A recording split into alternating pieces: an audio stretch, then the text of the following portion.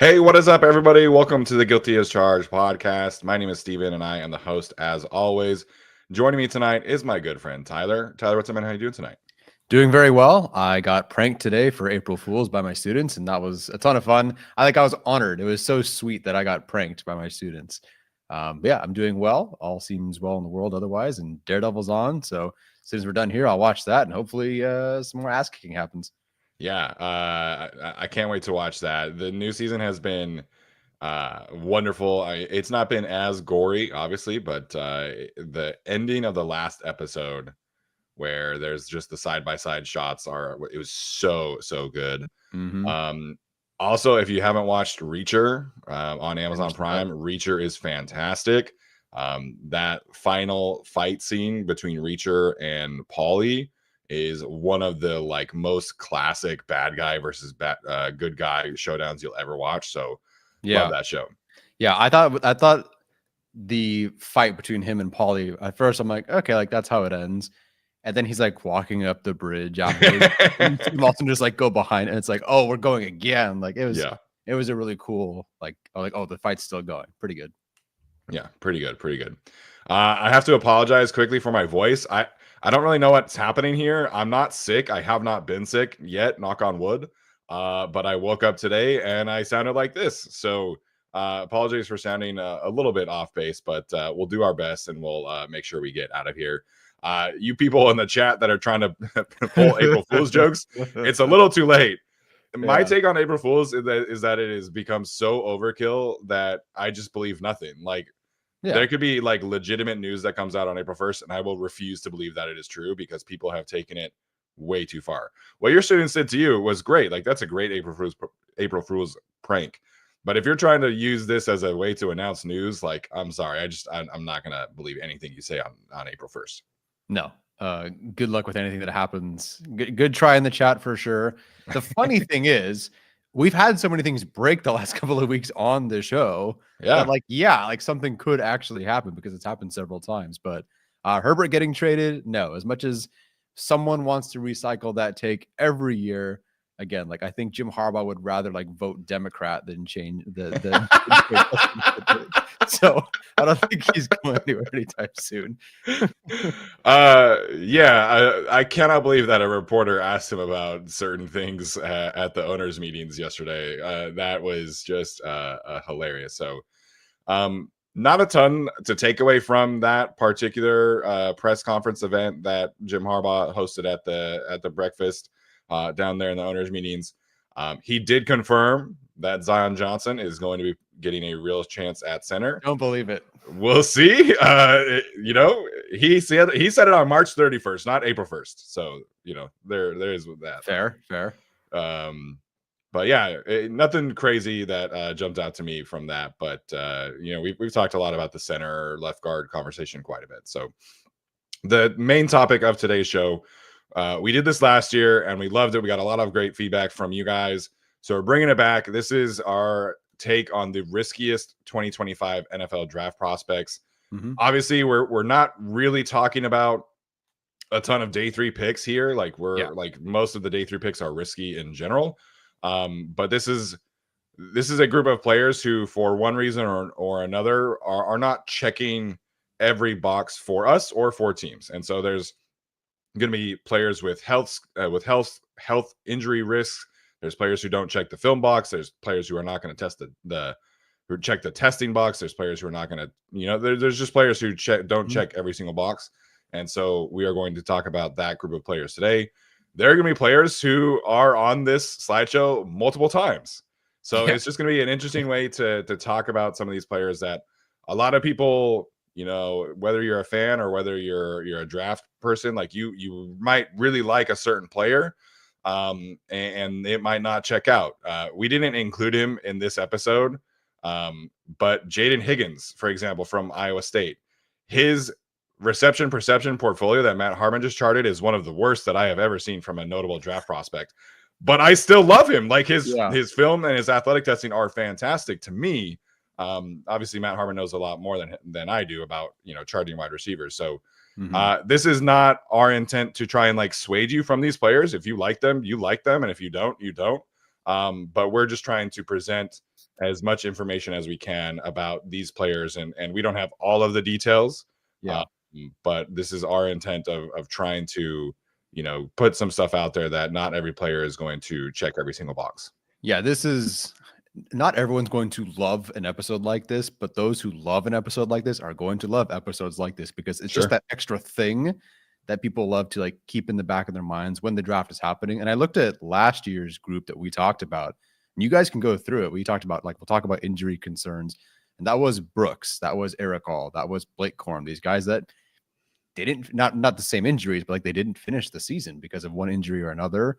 There were some statistical scares that we talked about, like Adonai Mitchell, who was like one of the worst yards per route run in several, since Debo of the last 10 classes. And not that he had a bad rookie season, but he was not the guy that maybe a lot of people thought he was, because there's just some data that you want to pay attention to, and it helps you at minimum. It's a tiebreaker. So go check out that video if you want to see how it did. But then of course we'll talk about these guys. The only thing we're not specifying here is character concerns, right? Because some of that is subjective, some of that not everything is known, some of that is just rumored. So I don't want to sit here and be like, oh, this person's character is bad and this and whatever. Like there are ranges to that as well. You can look through that yourself. This is more just film, data, both testing, you name it. Yeah, and there's not the ones that are obvious, you guys probably already know about. Like you already probably know about, Mike Green and things like that. There are other things that are just happening behind the scenes that we don't have all the knowledge about. There's players every single year who fall in the draft, and it's like, well, they check this box, they check that box. Why are they falling? And then it comes out after the draft that, well, there's some character concerns going on here. Like, I don't think the Jermaine Burton stuff was super well known until he started falling during the draft. And, now obviously he had a really difficult time getting on the field for the Cincinnati Bengals. And they benched him. They had him be inactive. They kept him away from the team for a while. Yeah. So there's just going to be stuff like that we don't know about because we're not an NFL organization. So there is going to be stuff on here that we're not going to talk about. We've talked about some of these players already, but getting it out in a slideshow form like this is going to be very helpful. Yes, I hope so. So if you guys like this stuff, I think you'll enjoy this. Yeah. All right. Let's get started here. We never like to talk a ton about injuries, but that is where we are going to start on this show. Again, riskiest players. So if you guys can bookmark this show, come back to it, watch it. The Chargers didn't really draft anybody on last year's show, I believe. Although there was some minor, injury concerns about Ladd McConkey and stuff like that. So we're trying to, from an injury concern standpoint, we're not trying to talk about players who missed a couple games here and there with a sprained ankle. These are more relatively serious injuries. And these are things that might get flagged at the combine kind of thing and stuff like that. Yeah. Either a history of several injuries or a 2024 specific bad injury. RJ Harvey tore his ACL 3 years ago, and that's bad, but he put up 4,000 yards in 2 years after. It's been very productive since that point. I think he's fine as far as I'm aware. Again, teams have to go through their testing, and they have way more knowledge than we do, but we're just sticking with the stuff that we know. A couple of ones to start out, Miami and Elijah Arroyo on here a couple of times. So Elijah Arroyo, of course, the tight end from Miami.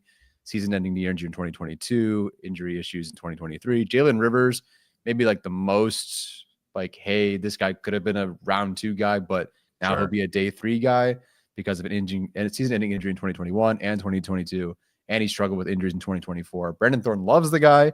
I think his film is really solid, much better than his draft slot. Unfortunately, those injuries suck. Benjamin Morrison, a guy who could go in the first round, someone at one point it's maybe the Chargers could go that route given the connections. Hip injury, season-ending hip injury in high school, shoulder surgery in 2023, hip surgery in 2024. Not great. And then it's not Siobhan Revel. It's no. Thomas Martinez, are you in here? I knew this before the show, and I wasn't going to forget it. But there's a way to say his first name that is not Siobhan Revel. From East Carolina, he had a torn ACL that ended his season. Supposedly doctors have written a note. I think it was public too, that he'll be ready for the 2025 season and the start of it. But is it pronounced Savon? I think it's Savon. There's no I don't know. Anyway, that guy. Everybody remember Caleb Farley? Not that Revel has as many injuries, but someone like a Benjamin Morrison, like Caleb Farley had all the talent in the world, but injury every year. And I think he's on the Panthers, or he wasn't. I think he's an undrafted free, or not undrafted. He's a free agent right now because injury history caught up to him. So, yeah, those are some of the first four guys. We do have a few names on here, so I don't know if you want to go through the next ones and then come back to these guys, or Yeah, we'll go through some of them and come back sorry. here. So, Elik Ayominor from Stanford, season-ending knee injury in high school, which he actually had setbacks from during his freshman year at Stanford. Ended up missing his entire freshman season. Stanford has a weird thing about like redshirting freshmen in general, but he was somebody who dealt with that knee injury for basically a 2-year period, and it definitely impacted his ability to potentially get on the field quickly. Trayvon Henderson is going to be on here multiple times. Again, he did fracture his foot in 2022. It was a foot sprain that was like similar to turf toe, but on your foot is what I read. There was a specific term for it, but I'm not going to pretend to know what that meant. But he missed some games, and then he tried to come back from it, and then he missed some more games, and then had to have surgery after the season to fix it. He dealt with multiple knee and ankle injuries in 2023. Only played in 9 games that season. He did play in every single game this past season. But those seasons where he was kind of like the main workhorse for Ohio State, there was a lot of injuries that he dealt with over that time. Colston Loveland, you guys saw the pictures at the combine. He had shoulder surgery after the season to repair what he described as an AC joint issue. And I think the surgery, it's going to force him to not check a lot of boxes because he's not going to have any testing information, right? Like, he's a good athlete. We know that it's verified on tape. But the Chargers hosting him on a visit, I think, is specifically to test how his shoulder is doing. And then there was a super chat earlier about Seth McLaughlin, the center from Ohio State. Apologies for not putting that information there, but he tore his Achilles in 2024. So there's some good tape for Seth McLaughlin out there, but he tore his Achilles, so it's really difficult to see him playing in 2025. Yeah, that's nasty. 3 more to go, guys, and then I promise we're done with the doom and gloom with injury issues. Trey Harris, wide receiver from Ole Miss, potentially a couple of things going on there, but minor knee surgery in 2023, hip groin injuries in 2024, and did not play in the Shrine Bowl with a groin injury. Somehow put up 1,000 yards playing 6 or 7 games or whatever it was this past season, which is awesome. But again, the injury concerns are there. Omar Norman Lott was reportedly flagged for a knee injury at the combine, or knee issue at the combine. And Torrey Horton, the wide receiver from Colorado State, difficult to find film of him because there's difficult to find games where he played and was in those games. So there are the games that are available, but he's not in them very often. So bummer there, because I've seen him often in the chat as a fan favorite, but I have not been able to get enough to even watch him. Yeah, the good news about Torrey Horton is that he should be ready to rock for this upcoming season. He tested and everything like that. Yeah. But it's difficult to assess a player like that, and specifically in his case where, you have that one game against Colorado where he ran like 1 million slants and it looked great and it's super fun to watch. But there's basically 0 tape from this past season, and there's a knee injury. So he should be good to go, but sometimes these should be good to go knee injuries end up causing players to fall.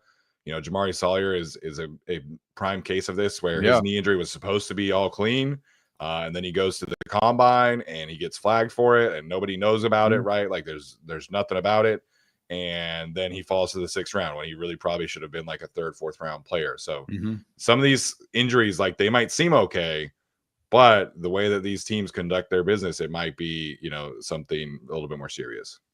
Yeah.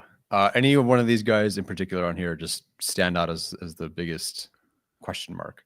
Yeah, I think he's going to be on this show a few times, but Elijah Arroyo is somebody that I think his ceiling is tremendously high. Like, to me, his ceiling puts him at tight end 3.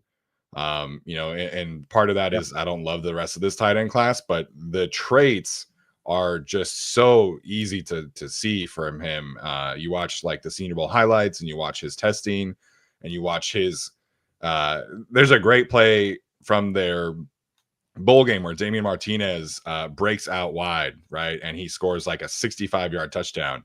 And Elijah Arroyo just sprints down the field and catches him, and they do like a cool little like high five in the middle of the field. He's a ton of fun to watch, but 2 different knee injuries that required season-ending surgery. His final year breakout really wasn't like a huge breakout. So Elijah Arroyo is really tricky. I think is going to be really tricky for some teams to really wrap their arms around him, because there's just more questions than answers, I think, at this point in time for his profile. Yeah, and it's not fair to him specifically either, but we could have put a category on here for like empty yards, and I feel like Arroyo just happened to get that. That doesn't mean that he's not on tape beating man coverage and just not targeted. But when it comes to the yardage, it's like, oh, okay, there's a lot of empty yardage, and that's tough when you don't have a ton to begin with. Yeah. And then Benjamin Morrison too. Yeah. The multiple season-ending hip surgeries kind of terrifies me. Like, again, his film is so good, and we know what the Chargers want in kind of that other corner. Like, they want some size, they want some press coverage ability. Benjamin Morrison's film is right up there with the top of the cornerbacks in this class, in my opinion. But 2 of the same season-ending injuries, that's very, very tough for me to look at as a corner, where you really like, corner is a athleticism position. Like, you have to maintain your athletic traits, or it's just not going to go super well for you. So I'm very concerned about Benjamin Morrison and his history of hip issues. You mentioned Caleb Farley for Ravel. That to me is more apt for Benjamin Morrison, because Benjamin Morrison has multiple season-ending injuries that required surgery. Oh yeah, 100%. Morrison, I haven't watched him specifically, but I've seen him so many times in passing, and it's like, wow, this film is so good. But then where the heck do you place him with all these issues? Like, he's not someone I'm interested in at all. Whatever they did in free agency, I'm not interested in him at 22 for the Chargers, because it is not worth the risk, unfortunately. Yeah. You're the Trey Harris guy. Like, you're higher on Trey Harris than almost anybody I know. Woo-hoo. How concerned are you about his injury history? I'm not as concerned. It was not. I'll scroll over to where his slide is. Excuse me. It's not like Morrison's, for example, where you have multiple season-ending injuries and like a torn ACL in there. As far as I'm aware, it hasn't been catastrophic. So it's concerning, and maybe that's a case where, granted, the reception profile wasn't great, but maybe something like that could be a tiebreaker where I put like Higgins over Harris, but it's not going to move him a ton for me. I think the upside is worth it. If this were like, if Harris were a first-round projected prospect, like that would be a bit more concerning. This is someone who's projected to go like 2nd round, 3rd round. Yeah. I'm not as concerned at that point. You can't find a perfectly clean prospect. Yeah, it honestly is very similar to Ladd McConkey. Like, I think you ask about them, you make sure everything's all good, but there was nothing season-ending with Ladd McConkey. Was just like, he dealt with like a back injury. He played through a foot injury, but he was somebody who played through them consistently, and it didn't really impact his film evaluation. So Trey Harris, to me, I think it's important to note these kind of things, and I would have loved to see him get some actual reps at the Shrine Bowl. But I think with like proper training and nutrition, like these hip groin injuries that are not season ending can kind of be dealt with, in the NFL. Yeah, and bringing up McConkey is a really good point, because even more so, like, smaller guy, not that he's a tiny, like, Wester guy or Tez Johnson guy, but I think he'll be like okay based on how McConkey did. I think he'll be fine. Yeah, I agree with that. Good question, by the way, from James. Would Cam Hart, would he have made the list last year? I think his injury was found out to be worse as we went through the draft process, during the actual draft. But he was also, not to you, not to me as much, but like he, for a lot of people, was out of the top 100. I just don't think we really covered him because he wasn't really a top 75 guy. Yeah, we knew that there was a shoulder injury, but during the draft process, it came out that it was a lot worse than what we knew publicly about it, which is, again, a lot of the cases for these players. So, just like in the NFL, a lot of these guys will play through stuff because they are trying to get drafted. They're trying to get to that next level. They're trying to make sure they're not, putting themselves at risk to lose out on opportunities. And then it comes out that the thing that they were playing through is actually become kind of degenerative and things like that. Yeah. So, the Cam Hart shoulder issues, those were much worse than we ever could have known, because there was a lot of stuff that came out like during his medical eval at the combine. Yeah, I don't even think we had Johnny Newton on the list last year, and he fell to the second round because of like double ankle issues, I believe. Yeah. We knew that there was a foot issue that caused him to miss time. That's what it is. Yeah. But he played through it again. So there are a lot of these guys that might fall in the draft, and it's going to come out that it's medical stuff, but we have no idea because we don't have access to the combine medical testing, which would be great, but not yet for us. Not yet. Okay, next category here. We're titling this as high RAS, low production. You can probably guess who two of the main players are here. It was kind of tricky for me. Like, I feel kind of bad putting the third one on here, but it was tricky to find ones this year that classified for this specific risk for this group. Yeah, there are some guys that have low production, but that's kind of like an injury thing. But I had to get at least the two names on here: Mikael Williams from Georgia and Shamar Stewart from Texas A&M. Yeah, because I mean, these guys, if you look at any draft board, if you do a mock draft, it's like, oh, top 15 players. Okay, what's their production? Mikael Williams only averaging 26 pressures and 15 run stops the last 2 seasons. That's great for a third round defensive tackle or nose tackle. Like, that's good for CJ West. I'm pretty sure that's his production. But for a guy who's supposed to go that early, Shamar Stewart, same thing, only 79 pressures in 3 seasons. I mean, not that you have to be, high numbers to be considered a good player. But I mean, Aiden Hutchinson, granted, should have been the first overall pick, had like 75 pressures in his final season. This guy, Shamar Stewart, he's got so much upside. He's going to be so great. And look how well he tested. It kind of matters when you only have 12 quarterback hits in 3 seasons. Like, that does matter to me if you're trying to make even a tiebreaker. So there's a few guys that just like, wow, the potential is awesome. What'd they do at their in college? Oh, and so when you go against your Joe Alt, or your Rashawn Slater, and you haven't been very productive, and you could argue the film wasn't even like super great either, it's concerning. Yeah. So I'm much higher on Shamar Stewart. That should be a T at the end.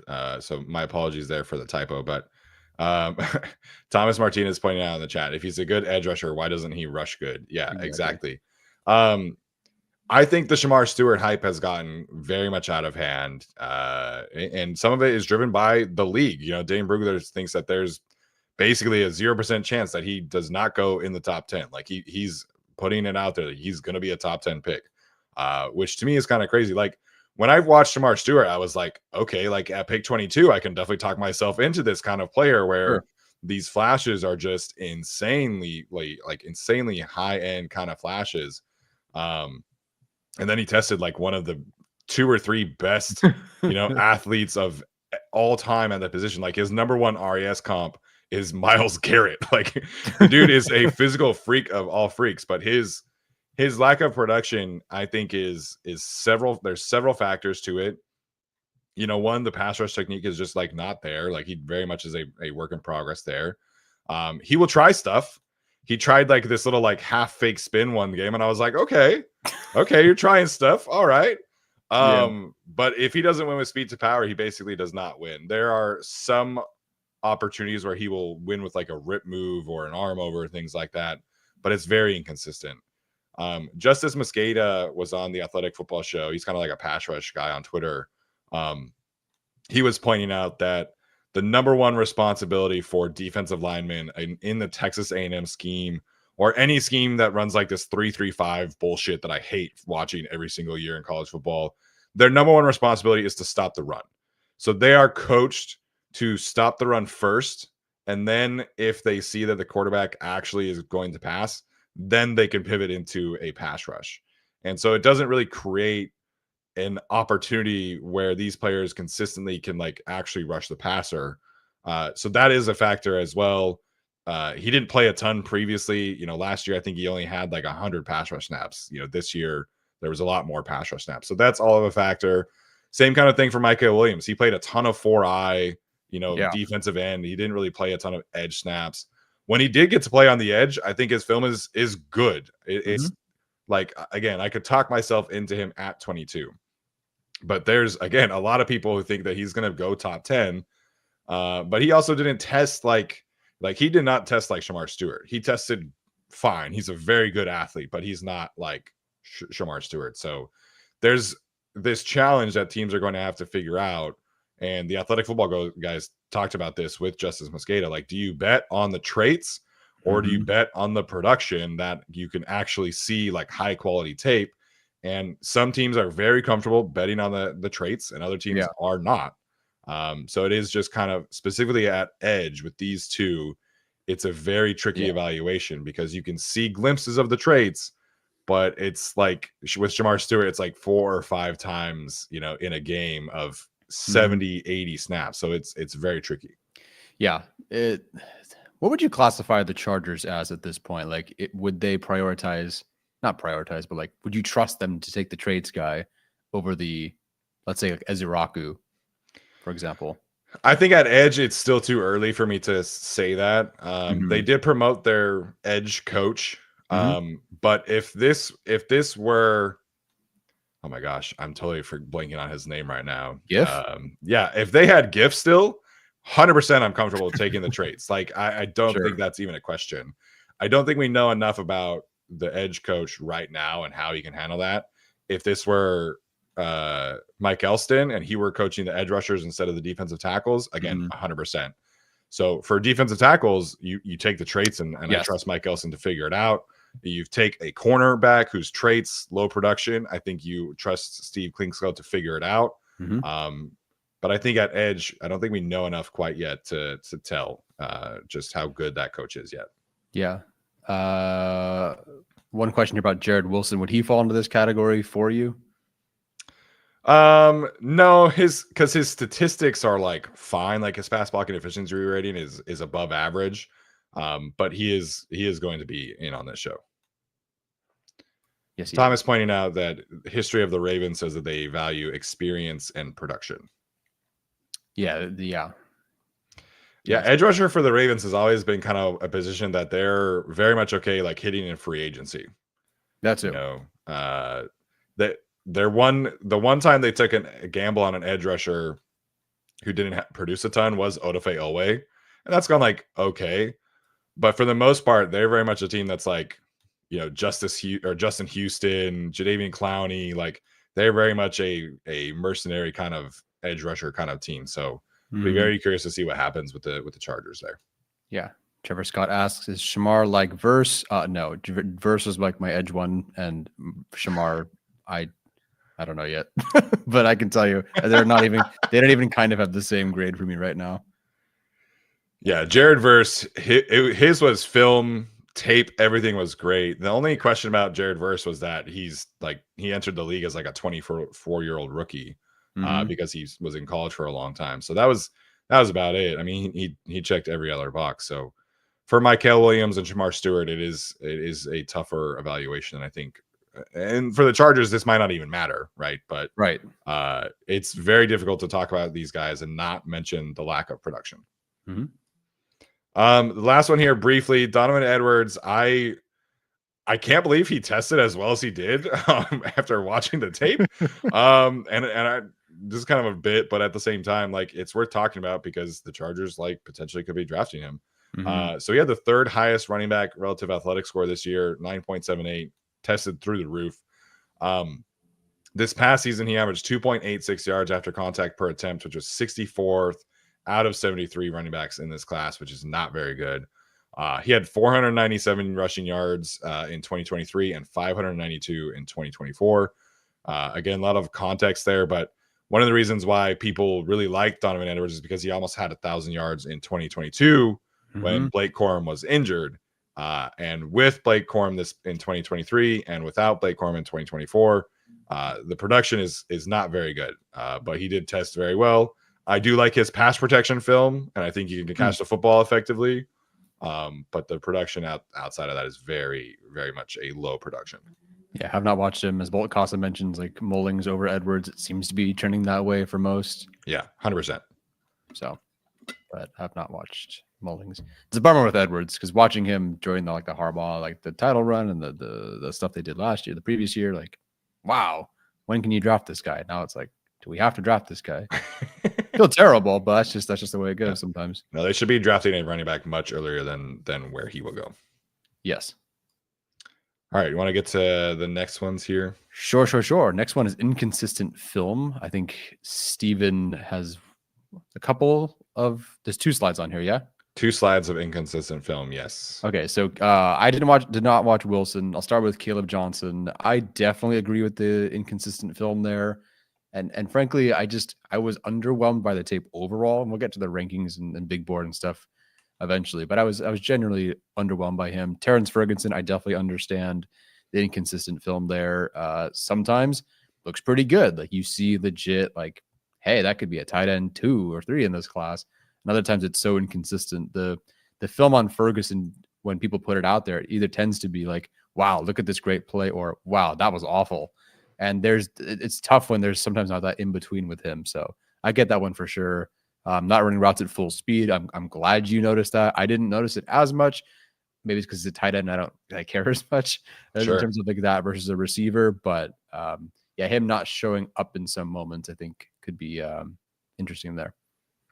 Yeah, I think with Caleb Johnson, I think if you are a Shanahan type scheme, he's going to be perfect for you, where he has a very well defined, this is where I'm going, this is what I'm looking for, let's go make it happen. You know, his best stuff is like, I'm going to get to the perimeter and I'm going to get to the second level, and these smaller guys cannot tackle me. And that part of his film is very fun to watch. There's a couple of runs against Ohio State and Penn State where you're like, okay, this guy is explosive. He can make people miss in space. A lot of fun to watch. But I put on here his yards per carry against UCLA and Nebraska. Those were the 2 first games that I watched. And people like, because I sometimes I will look at like statistics to see like, oh, let's watch a good game, let's watch a bad game. Yeah. But when I start a player, I don't really look at stuff. So I watched the UCLA and Nebraska tape, and I'm like, where's the first round running back that people are talking about? Yeah. The first thing that I noticed that is inconsistent for me is that he really does tend to stop his feet at contact. You know, Iowa does run a lot of zone stuff, so he doesn't really have a ton of opportunities there. But when they do run power, when he does have to get downhill immediately, there's a lot of times where he will run straight into the line of scrimmage and then just stop.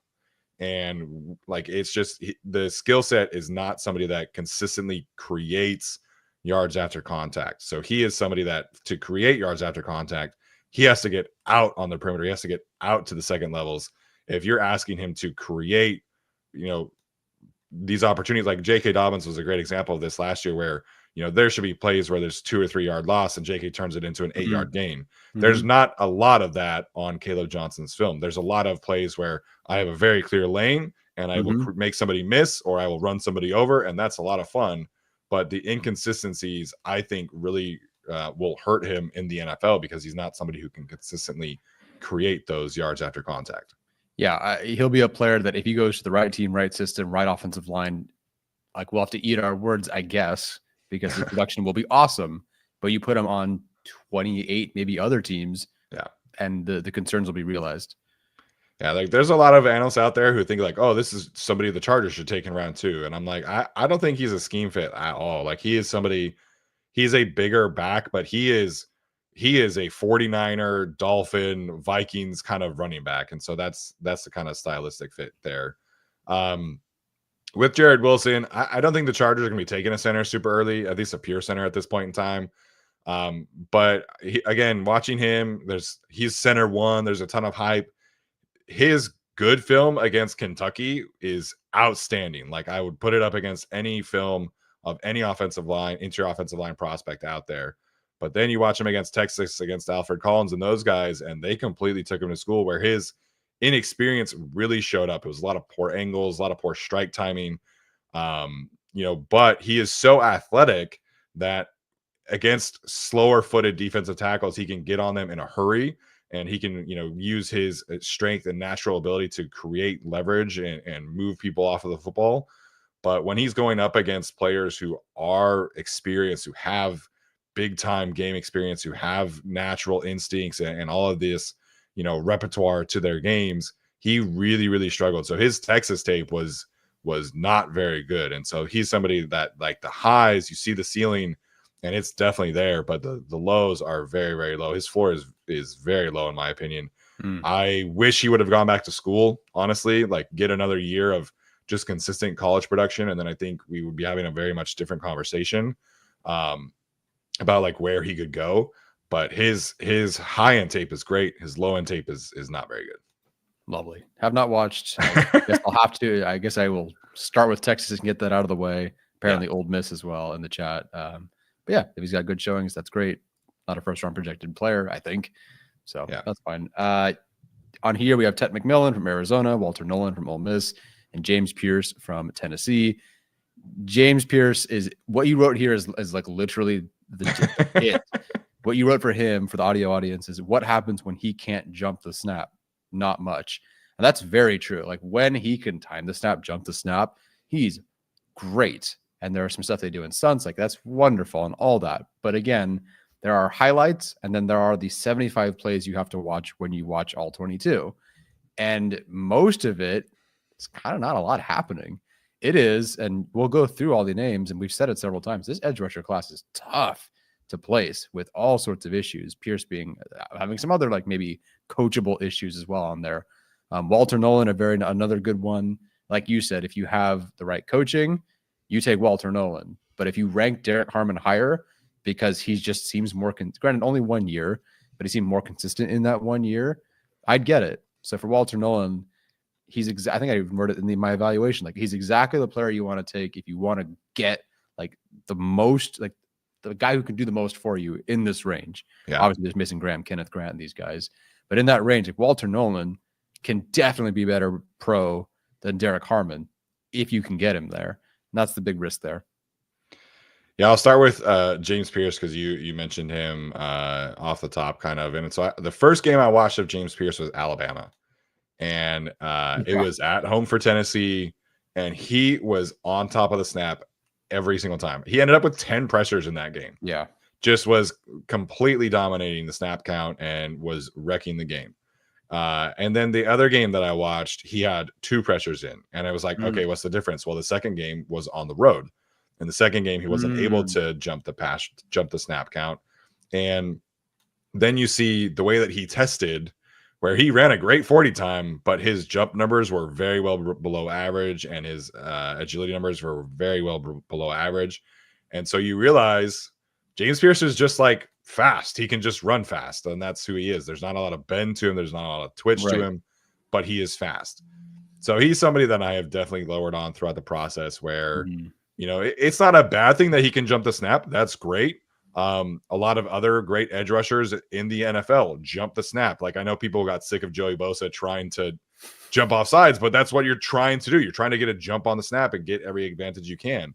But you have to have an ability to counteract, well, what happens if I can't jump the offensive tackle? And there's just not a lot of that on James Pierce's tape. Josiah Stewart from Michigan, he consistently jumps the snaps, but he can win with power. He can win with, around the edge. Prince Uman Mielen, same kind of deal. They will jump the snap, but when they can't, they do have other answers in their games. Yeah. James Pierce just does not. I want to talk about Ted McMillan. I know you have not watched him still, correct? Nope. So I watched his tape against Utah because I was mostly trying to watch Zamiah Vaughn, the corner, who I think is underrated. Yes, I'm a Utah guy, whatever. I think he's underrated. But against Utah, like I'm sitting there watching Ted McMillan, and like in my head, I thought I remembered him like playing really well against Utah. It was not a game that went well for Utah. So I just like have always assumed like, oh, Ted McMillan, like he probably played pretty well against Utah. And that just wasn't the case. So statistically, he had 6 catches on 11 targets, 50 yards, and 1 drop. That was it. And I'm sitting there watching Zamiah Vaughn against him. And Zamiah Vaughn is taller. He's 6'2". He has 32-inch arms. But he put on a press clinic against Ted McMillan. And then I watched him against Colorado. And same kind of deal. Like he was just kind of struggling to create separation against press against those two guys. And one of them is Travis Hunter, who might be the second overall pick. And I get that.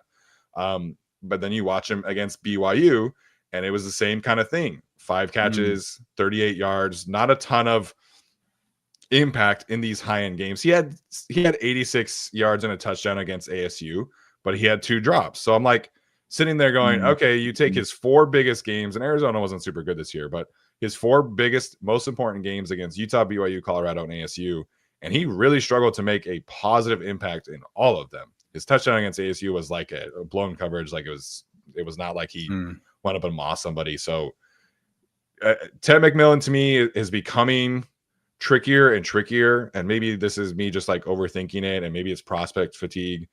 But the more I dive into Ted McMillan, the less inclined I am to like advocate for him to be, like a top 15 pick to potentially the Chargers take him at 22. There's just a lot of inconsistencies. He had 300 yards against New Mexico, but then like 2 weeks later he played Utah and it was, 78 yards, 2 drops. Like it's more inconsistent than I think Chargers fans want to admit. Maybe some of that is just like trying to will him to fall to 22. Yeah. I think he should fall to 22 at this point, man. Like I really have just not been in love with the draft process for Ted McMillan right now. Yeah. I was not watching him initially due to just he wasn't supposed to be there. And then now that he is going to be there, I'm sort of just letting all this play out until I have spring break before the draft. So it's like spoiler, that's all I'm doing during spring break is watching some of these early guys that I've not been watching. So be very curious, knowing everything and how the league, or at least the perception is around McMillan, what he like really is to me. It doesn't sound like he's going to be a player that I love. Just based on like what it seems like he is, and like the no-shows, like you said, like no-shows kill me. Not no-shows like 38 yards, 50 yards, like that's not entirely a no-show, but for a guy who's supposed to be as good or as highly touted as he was, that's kind of a no-show. So same issue with Pierce and some of these guys. We'll see. We will see. Yeah, like I tweeted about Ted McMillan, and some people were like, well, he was getting double teamed more. This is college. It's so difficult to double team a receiver. That's not a valid excuse to me. Like the hashes are like at the sideline. Like it is so easy for coaches and quarterbacks to scheme up touches for a player like Ted McMillan. And he was given opportunities in these games to make plays. He got 12 targets against ASU and, 11 targets against Utah. And it was drops. It was, just like there was a rep against ASU that I watched where he kind of got out muscled to the sideline and then like tried to come back in. So he does struggle against press coverage way more than somebody his size should. And if that sounds like Quentin Johnston, it should scare you just like it did for Quentin Johnston. I think they're very different athletic profiles. Right. But whenever a big receiver struggles against press, I'm going to have my concerns. And watching him struggle against Amaya Vaughn, Travis Hunter, and I don't know the ASU corner's name or BYU's corner's name. I'm sorry. It raises some question marks. So when I first watched him, he was a no-brainer, like top 10 grade for me. Now, the more that I've dug in, I'm at 6 games, and I might go back and watch some 2023 tape because those are like that was like his better offense and things like that. But right now, I have him graded outside of the first round. So it has not been a kind draft process for Ted McMillan for me. No, okay, not to keep pressing with McMillan again. Who knows if he'll be there? But I mean, it's extremely important because he is somebody that a lot of Chargers fans are talking about. Yeah. So what is who can you compare him to for me? So I have some understanding of where you kind of think he is now, based on like maybe last year's class or somebody recent or even someone in the NFL. Because they're for a while they're like, oh, Drake London was something else. Yeah, no, I do not see Drake London. They have similar body types. Sure. But Ted McMillan to me, like his best case scenario, I think would be like a Cortland Sutton at this point in time. Like he's somebody that I want running a lot of like backside digs and like posts. And like, I don't know if I really want him to give him opportunities to be like a 50-50 guy. Like there were some people who compared him to T. Higgins. I don't think he's that kind of player. I think you want him. He's 6'4". He's 6'4", like 220. I don't know if you want him as an X receiver. I think you want him as a backside receiver where he can get some runway and not play against a ton of press coverage. So give him some digs, posts, corners, those kind of routes where he can win vertically, but not have to rely on like releasing off the line of scrimmage. So I would say Cortland Sutton is probably like his best case scenario. Yeah. Alrighty. I will definitely go back and watch 2023 because we had to watch 7 different Arizona players last year. And like he was number 4 is all over the place. So, but I would be curious watching him down to down. What really happened? Yeah. And the right tackle, Jonas Avenea. Gotta watch him as well. Yeah. Okay, before we get to some statistical scares here, have to tell you guys about our friends over at Prize Picks. I hear baseball is in full swing now. I guess I don't really pay attention, but if you're a Dodgers fan or a Padres fan, you should definitely get in on the action on Prize Picks. It is the best and easiest way to consume daily fantasy sports. We only have one more weekend of college basketball, which is kind of crazy.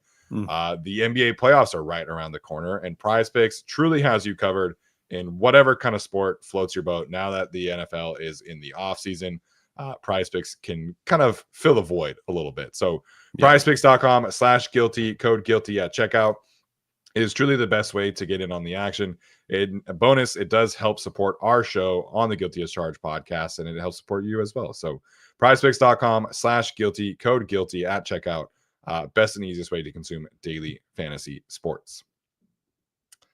All right, now let's get into some statistical scares. Yes, the first one up here is Quinshon Judkins, the running back from Ohio State. Not a like terrible scare, I guess, but for me, it's based on where he's projected to go, how people have been talking about him. Again, there's a strange cluster of running backs that maybe people are having a hard time separating. To me, the numbers and frankly the film don't help a ton. So out of the 30 running backs, I have like a side thing where I just rank players based on their per play stats, like the stuff like what are you doing on a per play basis? And for him, 21st out of 30. Don't love that. And in particular, like 26th in yards after contact per attempt, which is for a guy that everyone's like, oh, he's like this kind of guy and he runs like this. To look at the actual numbers, like maybe he like looks like Tarzan, but he kind of plays like Jane in terms of the yards after contact here. Ayomanor, the receiver from Stanford, is on here a couple of times. He's 30th out of 37. He's bottom 3rd in yards per route run versus man, yak, drop rate, and contested catch rate. You could put him honestly for inconsistent film as well. Like he'll drop 200 on Colorado, and then it's just like, I don't know where the rest of it went. Benjamin Morrison, like had a field day with him, I think. Maxwell Harrison, the corner out of Kentucky, who I haven't watched, but he's 3rd worst on here. He's been climbing. He ran the fastest 40, I believe, at the combine. Great athleticism, but this per play stuff, not great. Same thing, I think, last year with Andrew Phillips, who I believe is also from Kentucky. That's correct. Who I think has been fine, but that was something to worry about last year. And then Matthew Golden on here again, 311 of his 987 yards in 2024 came in 2 games, only 584 yards and 419 yards the previous 2 years at Houston. And his yards per route run is 52nd overall in this class. Yeah, and you guys who are loyal listeners to the show will know I don't like to beat a dead horse sometimes, but Mason Taylor would be on this list if we really wanted to do that. Yes. His yards per route run and yards after the catch per reception, yards per route run versus man coverage are not great.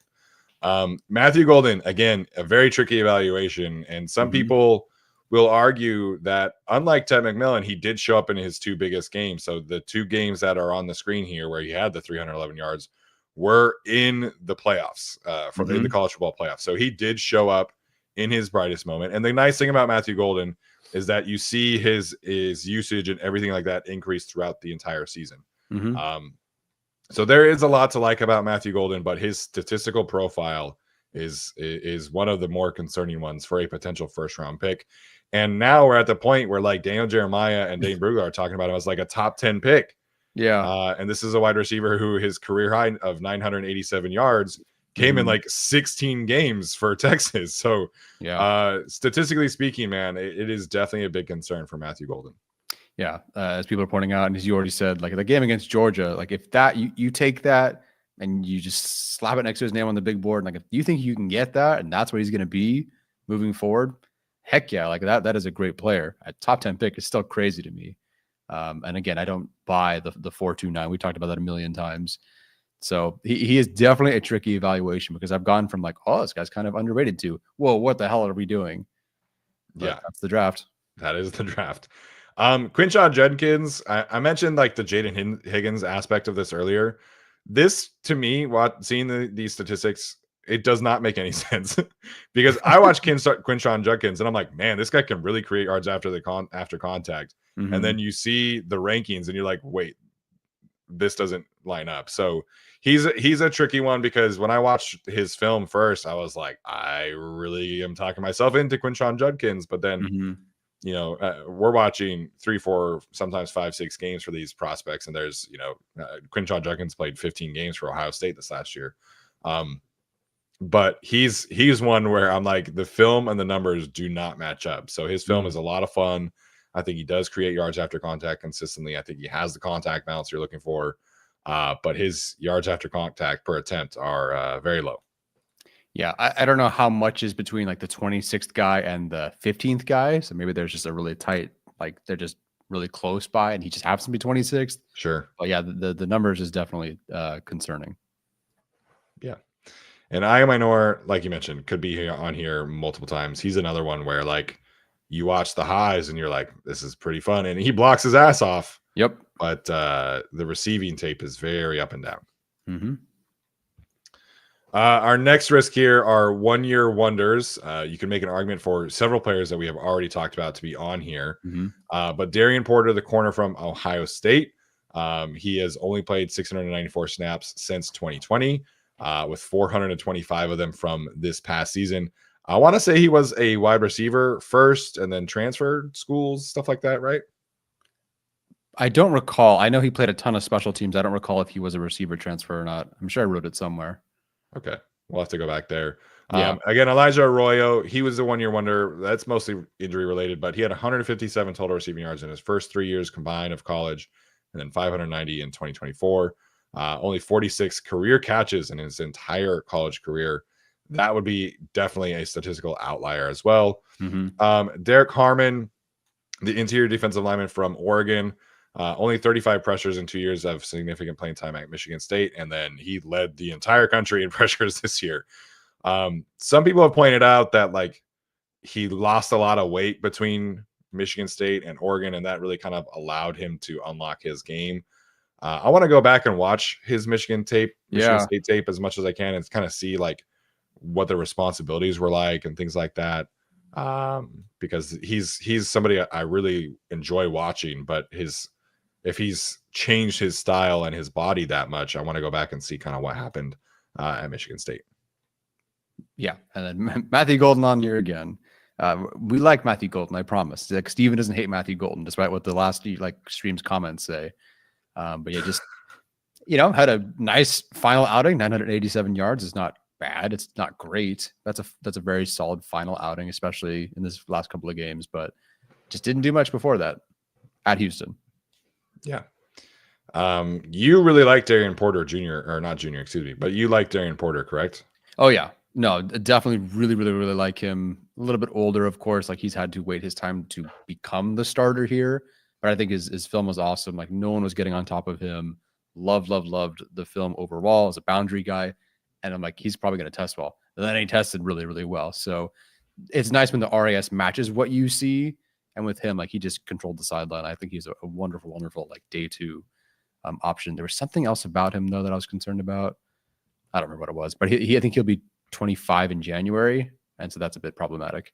Yeah, but for the Chargers, he'll play special teams right away, so that'd be good. Yeah. Oh, I guess Derek Harmon was a hulking 0-1 tech at Michigan State, which is crazy because I think he's like 315, or at least he was listed at 315. I don't know what his ORAS ended up being. Derek Harmon. Very high, I think. He was not a small guy. So Michigan State listed him at 320. Okay. At the combine, he was 313. So I don't know. I'd have to give it a watch. He's no 464 pounds, I guess. Yeah, man. I can't imagine. Like I'm a big guy. I can't imagine weighing that much. It'd be crazy. No. All right. Last one here is the pitch count, guys. There's only 2 of them that we could find that really hit this one, but Omar Norman Lott only averaged 230 snaps per year at Tennessee. 86 run defense snaps per the entire season across his career at Tennessee. That is very, very low. So he was a designated pass rusher in college, which is not what he will be asked to do in the NFL. He will have to play the run at some point. And then Travion Henderson, his most rushing attempts in 2024 was 12, which dropped significantly from 2023. A lot of that Quinshon Judkins. And, you know, if you can get two players like that, it makes a lot of sense. But yeah, he did not have a ton of carries in last season. No, made up for like his snaps, pass protection, stuff as a receiver. Like you see the whole player there. So that's at least good. But Norman Lott, yes, his per play stats, his pass rush win rate, that's all awesome. Barely played. And then run defense. I mean, you're watching the all 22 of him and you're just kind of clicking through, waiting for him to defend the run at all. And he's barely on there. And unfortunately, when he was defending the run, it wasn't great. I don't blame him. You're barely playing the run. You're barely asked to play the run. You're not going to get good at it.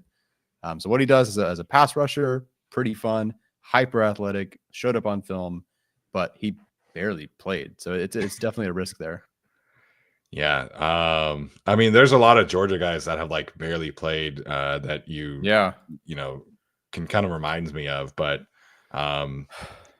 you know, like Nolan Smith, a lot of it was injury related, but he didn't really play a ton until his last season. You know, these teams that create, you know, 8-man, 9-man rotations on defense, it makes things very tricky. 86 run defense snaps per year is insane. Like he actively did not play the run. Yeah. So it's tough to really kind of justify, you know, taking him in the top 50 when you don't know what you're getting on run defense. Right. So again, if you want to gamble on trades, you know, you think Mike Elston can just turn this guy into a superstar, and I think he could. Yeah. Great. But there's risk there. So this draft class is very, very deep, has very many good players, very, very good run defenders. So I would understand if Norman Lott fell a bit. Yeah.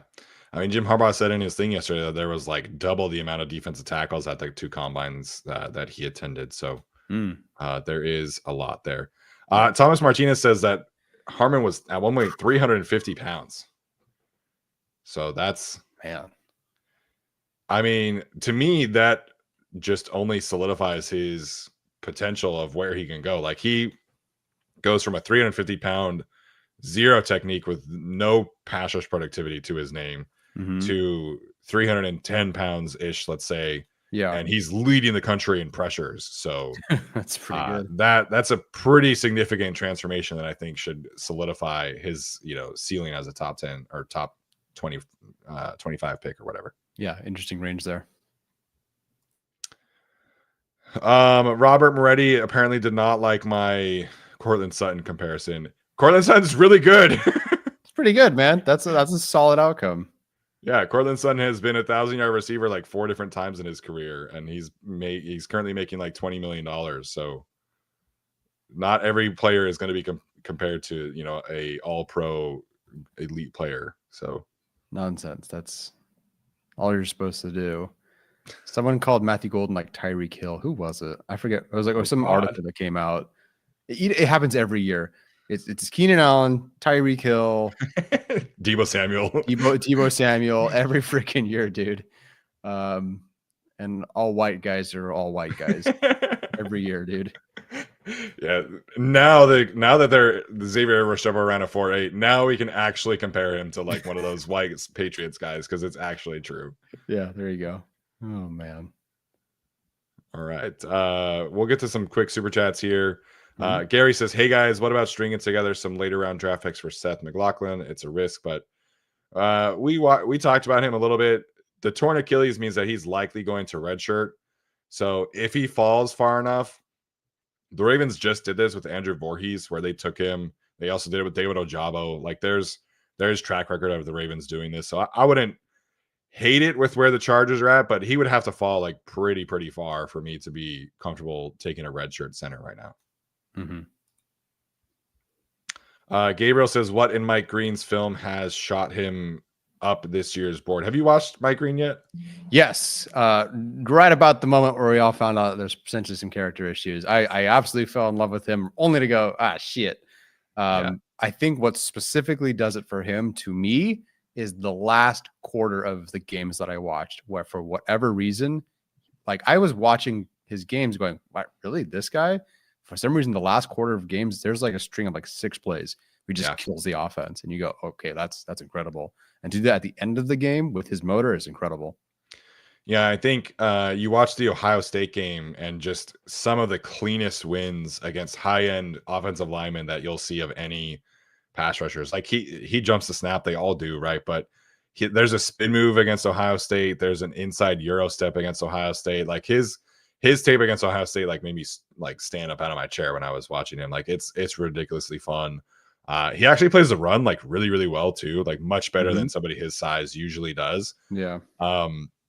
He didn't test at the combine, but he tested at his pro day, and his 3-cone is in like the 99th percentile of all 3-cones of edge rushers. Like it's right up there with like the Bosa brothers and Chase Young. Like that specific drill for edge rushers is like traditionally one that projects very well to this guy's going to be a really good player in the NFL. James Pierce's 3-cone, very, very low for those wondering. But Mike Green, athletically, film-wise, he checks both of those boxes at a tremendous level. It's just the whole stuff at Virginia. He's got to clear up with teams, but it kind of doesn't sound like it's going to matter much. Like it kind of sounds like he's going to be potentially the second edge rusher taken. So, yeah, I don't know. He falls to 22. I would just have to trust the Chargers at that point. Yeah, if he falls to 22, I think at that point it's very well worth it because at that point, at pick 22, you're probably out of blue chip players, maybe one of the defensive tackles. But if you're debating at that, like if the board falls a certain way and it's like Mike Green versus, these tier 2 players that we're talking about, I think you take Mike Green and you bet on potentially getting a blue chip edge rusher. Athier says, hi guys, to me the risk pick will be DT round 1. I want receiver or move to get Loveland, get DT round 2 and 3. Your thoughts, please. Yeah, but I would understand it. Defensive tackle class is pretty deep, but at the same time, I know it's like we keep adding a new premium position every year, but pass rushing defensive tackle is starting to be that, or just good defensive tackle is starting to be that because of how they can impact the quarterback. So like I'm desperate for the Chargers to get one of these guys. And frankly, as we've mentioned, you can take him another one in round 4 or round 3 or whatever. And I'd be totally fine with that. So I get going Loveland defensive tackle. That's probably like your best bet to get the most like top 40 players or top 50 players or whatever. If you wait for it, if you have to take a tight end and receiver at 55, who are you taking there? I don't know. Defensive tackle, there's 42 options there. We waited till the 3rd round to take one last mock draft, and there were 3 of them for us to pick from. Yeah. So I get it. I think we can firmly say that defensive tackle is a premium position. There are 15 defensive tackles who make more than $20 million per year right now. So to me, the NFL is saying that this is a premium position now. Yeah. So I understand in a very loaded defensive tackle class, if you want to wait, that's cool. I totally get it. To me, I think this is the opposite way, though. I think reaching on a wide receiver is more risky than taking a defensive tackle prospect. Like I think at pick 22, you're going to try your hardest to make sure you get a blue chip potential player. And the Chargers will come out publicly and say, we love this player. He's a blue chip player. Like that's going to happen. But, if you're talking about some of the receivers of this group, I just have a really hard time classifying them as a blue chip player. Whereas Derek Harmon, Kenneth Grant, these are guys who they could take at 22. And to me are blue chip players. Yeah, I agree. Would not be a live show without Dark Samus getting his Jared Wilson super chat in. He says, tell Dr. Alex to study him. All right, Insdorf, get on it. Daddy Don't Pull Out wants to know what took Chef Ortiz so long to be a GM. That's a good question. How many times was one of the Ravens coordinators? How often did they become a head coach to be able to maybe take someone from the front office with them? I mean, McDonald, but that was also Harbaugh's year. So I don't know. That is a very long time though to not become a GM, especially when you are someone who is in an organization that has drafted very, very well for decades. Yeah, I think the way that Baltimore does things is they're very calculated about promoting people. So like it took Eric DaCosta a long time to kind of get his time, and then who was the former Jets GM? From the Ravens? Yes. Is Joe Douglas a Raven? Yeah, you didn't know that? Oh, okay. Yeah, So he was in the Ravens for a really long time. Couldn't get past Eric DaCosta, so he went to the Eagles, so he could get like that step, and then he went to the Jets. So there's a really long process with teams like this. You don't get promoted a ton, but at the same time, GMs are not the positions of GM are not opened as often as they are a head coach. I mean, Tom Telesco was the Chargers for 11 years. Chris Ballard with the Colts, they've been very average for like 2 decades, and he's been there for the majority of it. So these GMs, it's just they get a much longer leash than the head coaches do. So GM openings are much more difficult to come by. And then, there's the guy from Chicago, the assistant GM, who we really liked. I forget his name right now. Cunningham. Ian Cunningham. Thank you. So he's been a guy who's interviewed several different positions, and he's just not gotten the opportunity to be hired. So a lot of the GM openings, like it's really interesting because teams who will get GM and head coaching openings at the same time will allow their head coach to help influence the GM hiring. And then the GM will stay there longer than the head coach does. So GM is just a really tricky one to get promoted for. Like you have to have a lot of the connections. You have to have a lot of things right for you. So it's just a much trickier one to get promoted for. Imagine I have to wait like 25 years for Arjun to be a GM. Yeah, I don't know. I mean, you can always shoot up the boards faster, right? But the guy Hallaby with the Eagles, he's been with the Eagles forever, unless he left. But it's just becoming a GM is a lot more difficult than becoming a head coach. Yeah, not everyone wants to do that either. Not everyone wants to be a GM. Yeah, and he said himself that he's passed on opportunities to be promoted because he loved being in Baltimore. So that is also a part of it. Yeah, not a bad gig. Yeah, not a bad gig at all. Not a bad gig at all. All right, Tyler.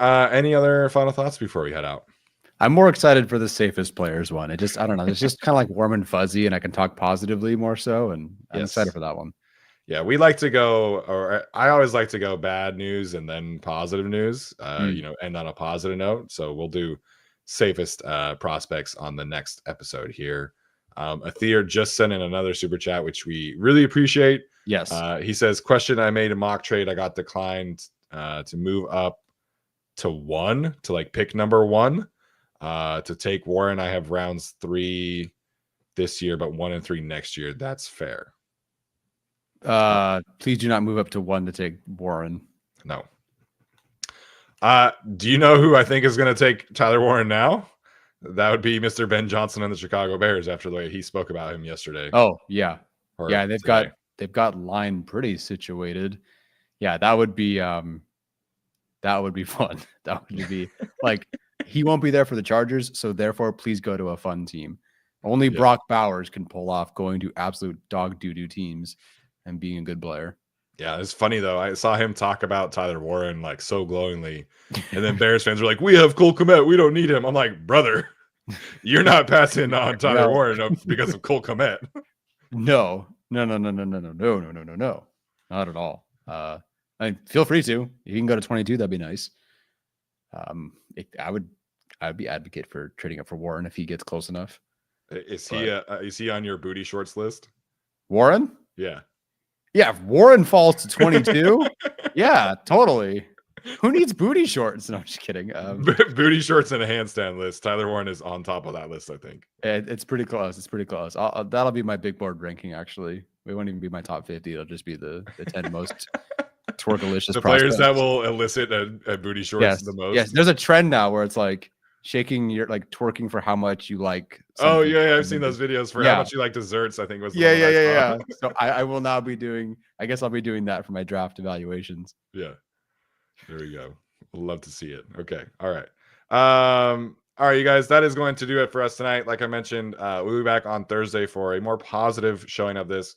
Hopefully, you were able to take some things from this episode, and feel free and let us know on YouTube, Twitter, wherever you want, what you thought about the players who were on this list. All right, that's going to do it for us. This has been another episode of the Guilty as Charged podcast. We'll see you next time. As always, bolt up.